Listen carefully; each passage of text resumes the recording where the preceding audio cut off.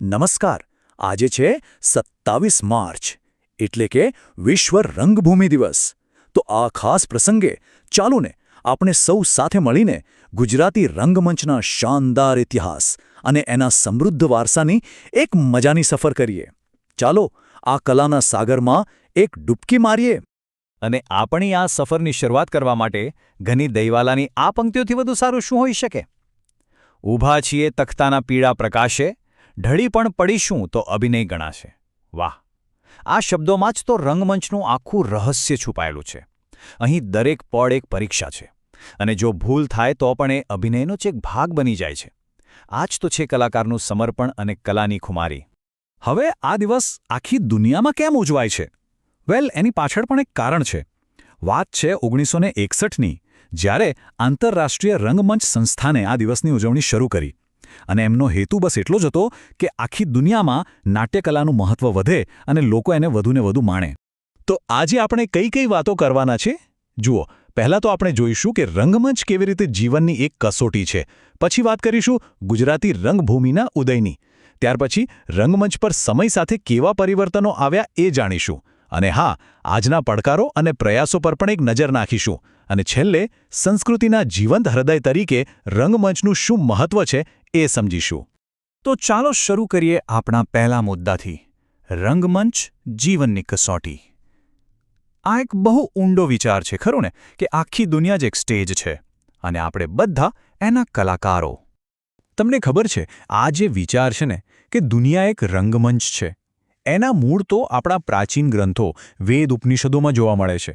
ત્યાં એવું કહેવાયું છે કે આ આખી સૃષ્ટિ એ ઈશ્વરે રચેલી રંગભૂમિ છે અને એ પોતે છે સૂત્રધાર, એટલે કે ડિરેક્ટર. અને આપણે તો બસ કઠપૂતળીઓ છીએ, જેની દોરી સીધી ઈશ્વરના હાથમાં છે. ખરેખર આ વિચાર જ જીવનને એકદમ અલગ નજરથી જોવાની પ્રેરણા આપે છે. તો આ તો થઈ ફિલોસોફીની વાત. હવે જરા ઇતિહાસમાં ડોક્યું કરીએ. ચાલો જઈએ ગુજરાતી રંગભૂમિના ઉદય તરફ અને એના ઐતિહાસિક પદચિહ્નોને શોધીએ. ગુજરાતી રંગમંચની શરૂઆતની વાત બહુ જ રસપ્રદ છે. જો ભગવદ્ ગોમંડલ ગ્રંથનું માનીએ તો પહેલું ગુજરાતી નાટક તો છેક પૂર્વ 1280માં લખાયું હતું, પણ એને જે આધુનિક રૂપ મળ્યું ને, એની શરૂઆત થઈ 19મી સદીમાં. 1851માં આપણા કવિ નર્મદે બુદ્ધિવર્ધક સંસ્થા શરૂ કરી અને લગભગ એ જ સમયે મુંબઈમાં શેક્સપિયર ક્લબની પણ સ્થાપના થઈ.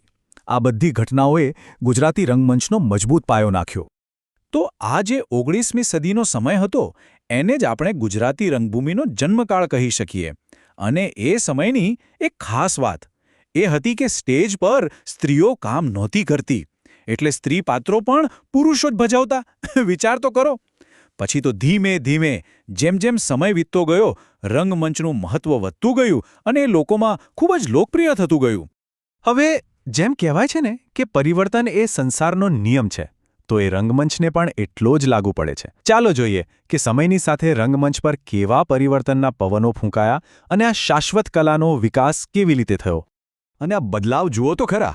એક સમય હતો જ્યારે સાવ સાદું સ્ટેજ હતું, કોઈ માઇક નહીં, એટલે કલાકારને પોતાના અવાજ પર જ બધું કરવાનું રહેતું. અને આજે તો આખો માહોલ જ હાઈટેક છે. અદ્યતન મેકઅપ, કેમેરા, જોરદાર લાઇટ્સ અને sound, laptop, pen drive, editing software બધું જ ડિજિટલ થઈ ગયું છે. જમીન આસમાનનો ફરક છે. પણ આટલી બધી ટેકનોલોજી આવી ગઈ છતાં રંગમંચની એક વસ્તુ એવી છે જે ક્યારેય નથી બદલાઈ, અને એ છે એનો જીવંત અનુભવ. અહીં કોઈ રીટેકના અવકાશ નથી. સ્ટેજ પર જે થયું બસ એ ફાઇનલ, વન ટેક ઓનલી. અને આ જ વસ્તુ, આ જ થ્રિલ રંગમંચને બીજા બધા કરતાં એકદમ અલગ પાડે છે. તો ચાલો હવે વાત કરીએ આજના સમયની, આજના પડકારો અને પ્રયાસોની. ખાસ કરીને સિનેમાના આ યુગમાં રંગમંચ ક્યાં ઊભું છે? આ સવાલ આજે સૌના મનમાં છે, ખરું ને? કે સિનેમા અને ઓટીટીના આ જમાનામાં જીવંત રંગમંચનું ભવિષ્ય શું હશે? શું એ ટકી શકશે? આ એક બહુ મોટો પ્રશ્ન છે જેનો સામનો આજના નાટ્ય જૂથો કરી રહ્યા છે. જુઓ, પરિસ્થિતિ થોડીક પડકારજનક તો છે જ. હવે વરસ દરમિયાન પહેલાં જેટલા ગુજરાતી નાટકો નથી ભજવાતા.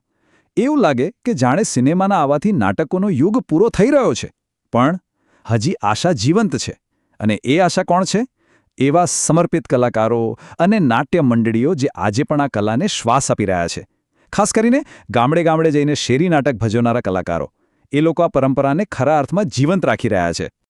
તો આટલા બધા પડકારો વચ્ચે સવાલ એ થાય કે રંગમંચ શા માટે હજી પણ આટલું મહત્વનું છે? કારણ કે એ ફક્ત મનોરંજન નથી, એ તો આપણી સંસ્કૃતિનું જીવંત હૃદય છે, એક જીવંત ધબકાર છે. રંગમંચનું સૌથી મોટું કામ શું છે ખબર છે? આપણી ભાષા અને આપણા વારસાનું રક્ષણ કરવું. સ્ટેજ પર જ્યારે સુખ-દુઃખ, પ્રેમ, ગુસ્સો, સમાજની હકીકતો ભજવાય છે ત્યારે આપણી ભાષા જીવંત બને છે. અને એક બહુ સરસ વાત છે કે જ્યાં ભાષા જીવે છે ત્યાં સંસ્કૃતિ જીવે છે. એટલે જ ગુજરાતી રંગમંચ એ આપણી ભાષા અને સાહિત્યને બચાવવાનો એક ખૂબ જ મહત્વપૂર્ણ પ્રયાસ છે. અને છેલ્લે રંગભૂમિ માટે કહેવાયેલી એક અદ્ભુત વાત સાથે આ ચર્ચા પૂરી કરીએ. જાણ્યું એટલું જાજુ અને માણી એટલી મોજ, પછી તો ક્યાં છે કશી ખોજ? બસ કલાનો અનુભવ પણ કંઈક આવો જ છે. એ તમને જે આનંદ અને સંતોષ આપે એના પછી બીજી કોઈ શોધ રહેતી જ નથી. અને રંગમંચ તો આપણને આવું જ જાણવા અને માણવા માટે સતત પ્રેરણા આપતું રહે છે.